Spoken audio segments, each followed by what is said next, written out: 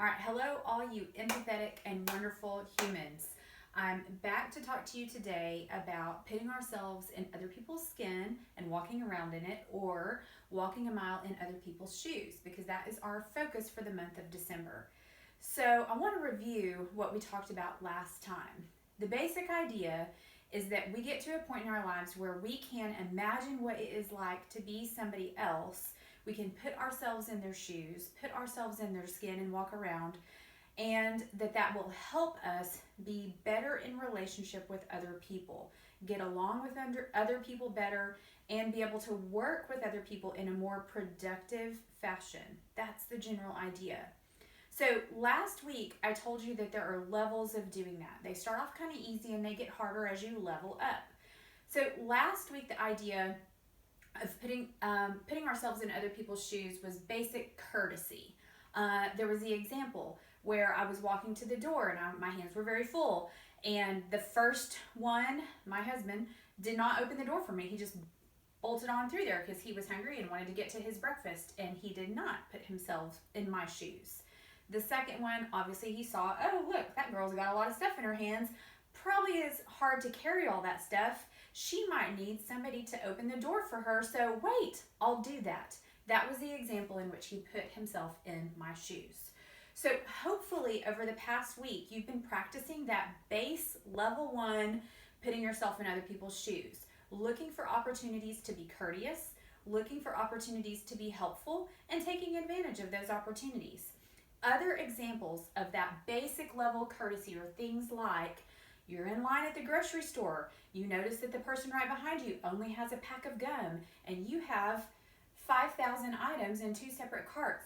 Maybe you let them go first because you can imagine what it would be like to be stuck behind somebody with that many items in their cart and having to wait. Another example, you're walking through the hallway and you see a kid drop everything out of the back of their backpack because they hadn't zipped it up. You think, oh, that would totally stink if I had just dropped everything out of my backpack and all these kids are walking around and they're going to crush that kid's stuff. Maybe I should stop and help them pick it up. Basic level 1 courtesy. Lots of you already do it. Not all of you do it, but lots of you already do it. I've seen it in action at school. I want that kind of thing to continue, okay? All right, this week we're talking about level 2, putting ourselves in other people's shoes. This one is a little bit harder. So this week I want you to think about putting yourself in the shoes of a similar peer, not your best friend, not somebody maybe that you spend all of your time with and you're really close with, but somebody who's still pretty similar to you in the grand scale of similarities, but putting yourself in their shoes, okay? Next week we'll talk about the harder one, but I'm not even going to get there yet. So here's the thing. The reason that it's a little bit harder to put yourself in the shoes of somebody who's similar to you but not real close in is because of this. It's going to require a little bit more of an investment from you. Now, when I say investment, I'm talking about spending or sacrificing something of yours for an eventual benefit. The thing that you spend or sacrifice of yours might be your time, it might be your energy, it might be some inconvenience. You might have to spend a little bit of something that you don't really want to spend, but you do it anyway because eventually it's going to benefit someone. Maybe it will benefit you. Hopefully it will benefit the other person, and maybe it's mutually beneficial for you and the other person. Okay, so this is why this week's is a little bit harder, because it requires an investment from you. All right, so here's an example of that. Let's pretend there's a new kid at school. That's something that's normal on a junior high campus, happens all the time. Here comes this new person. You're in the same classes, you are playing the same instrument in band, and you play the same sports. So they're similar to you, but they're not somebody that you've known your whole life. They're not somebody who you've grown up with. And so they're a similar peer, just not really close in, okay? So let's talk about what it would look like for you to put yourself in their shoes, what would be easy to do and what is hard to do, okay? So let's start with easy. The easy thing to do would be to go, hey, there's a new kid. The easy thing to do would be to say, these are all my friends. I went to the FBC Sunshine School with this kid. I went to pre-K with this person. I spent every weekend with these guys. I love these guys, and that new kid looks great and all, but this is where we sit at lunch. This is who we hang out with. This is where we hang out after school. This is where we walk down the hall. And I'm just going to stay right here because this is comfortable and I'm familiar with this and this is nice and I like it and everybody likes me here. So I'm going to stay right here. That's the easy thing to do. Okay? Let's talk about the hard thing to do. Okay? The hard thing to do is to go, wait a second. If I went to a totally new school and if I walked in the front door and it seemed like most of the people in that school had known each other since they were 4, would I have the courage to walk up and talk to somebody? If I went to a new school and I didn't know where something was, how would I feel? Would I walk around lost?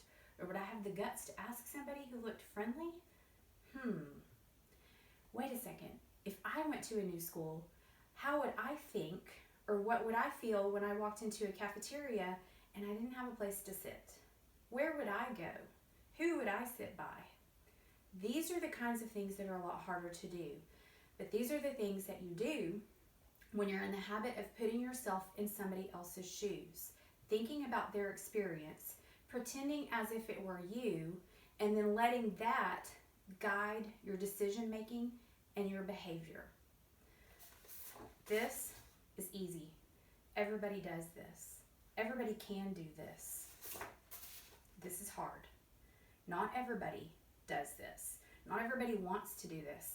And a lot of people maybe can't. I'm not positive about that one. But this is what I'm asking you to do. To put yourself in the shoes of somebody else this week who is similar to you, but not your best friend, not the person you've spent your whole life growing up with, and see what happens. So here's the challenge, okay? This week, I want you to be observant. I want you to watch. I want you to pay attention. I want you to think about folks who are in this circle of your life, okay? So here's you in the middle. Here's your friend group right here surrounding you. And then here are the people who are the next level out. I think on here I put your acquaintance friends. People who you're kind of friendly with, but not super close with. They just kind of orbit around your circle a little bit, but they're not real close in. These are the guys that are similar peers. They're similar to you in some way. You're connected to them in some way. Pay attention to those guys. Watch for opportunities to put yourself in their shoes. And if the opportunity arises, it may not. But if an opportunity arises where you're putting yourself in their shoes and you think you notice something and you think there's an action that needs to be taken, then be brave enough to take it. Do something about it. Do the hard thing instead of the easy, complacent thing. Okay, that's your challenge.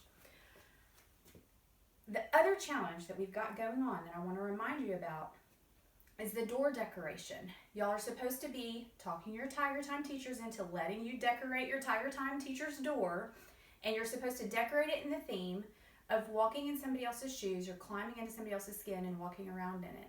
Also remember that it's perfectly okay to incorporate seasonal decorations, winter themed decorations, however you want to do it into your theme. I've been thinking of ideas in my head, and I can think of all kinds of ways that you could creatively decorate a door that would convey this theme of seeing things through somebody else's perspective. So have fun, take care of your teachers because they are taking care of you, and I'll see you soon.